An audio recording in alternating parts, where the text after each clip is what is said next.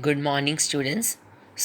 Students, जैसे कि हमने कल जूम क्लास में चैप्टर शुरू किया था, चैप्टर नंबर 3, तुम कब जाओगे अतिथि। तो आज बेटे उसका मैं वीडियो रिकॉर्ड करके आपको सेंड कर रही हूँ, तो ये वीडियो अच्छी तरह से देख लेना जिन्होंने कल क्लास अटेंड नहीं की थी। तो बेटे बेटे इस पार्ट में मैंने आपको बताया था कि जब हमारे घर में कोई अतिथि आता है तो हमारे मन में और उसे देखकर जो प्रसन्नता होती है वो अद्भुत होती है।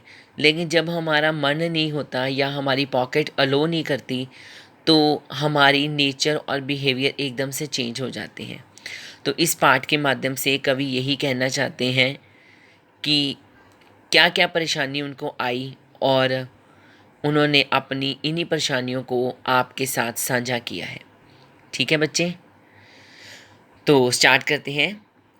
तुम कब आओगे जाओगे अतिथि। इस पाठ में लेखक कहना चाहते हैं कि अतिथि हमेशा भगवान नहीं होते, क्योंकि लेखक के घर पर आया हुआ अतिथि 4 दिन पहले आया था पर जाने का नाम नहीं ले रहा था।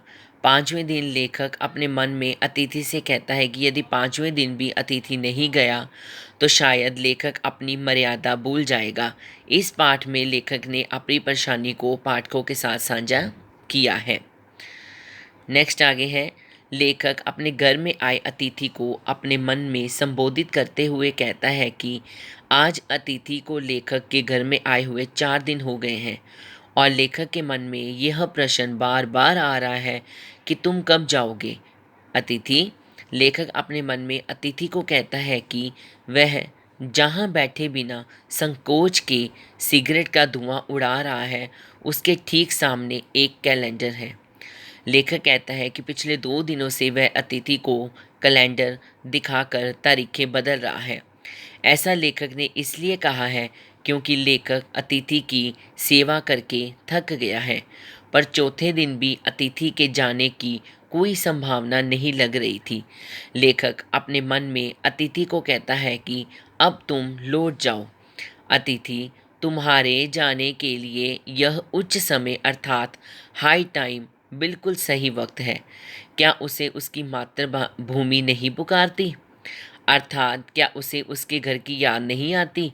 लेखक अपने मन में अतिथि से कहता है कि उस दिन जब वह आया था तो लेखक का हृदय न जाने किस अनजान डर से धड़क उठा था। अंदर ही अंदर कहीं लेखक का बटुआ कांप गया था। उसके बावजूद एक प्यार से भीगी हुई मुस्कुराहट के साथ लेखक ने अतिथि को गले लगाया था और मेरी लेखक की पत्नी ने अतिथि को सादर नमस्ते की थी। अतिथि को याद होगा कि 2 सब्जियों और रायते के अलावा उन्होंने मीठा भी बनाया था। इस सारे उत्साह और लगन के मूल में लेखक को एक उम्मीद थी। यह उम्मीद थी कि दूसरे दिन किसी रेल से एक शानदार अतिथि सत्कार की छाप अपने हृदय में लेकर अतिथि चला जाएगा, पर ऐसा नहीं हुआ। दूसरे दिन भी अतिथि मुस्कान बनाए लेखक के घर में ही बने रहे। लेखक अपने मन में ही अतिथि से कहता है कि उन्होंने अपने दुख को पी लिया और प्रसन्न बने रहे। लेखक ने फिर दोपहर के भोजन को लंच की गरिमा प्रदान की और रात्रि को अतिथि को सिनेमा दिखाया। लेखक के सत्कार का यह आखिरी छोर था, जिससे आगे लेखक कभी भी किसी के लिए नहीं बढ़े।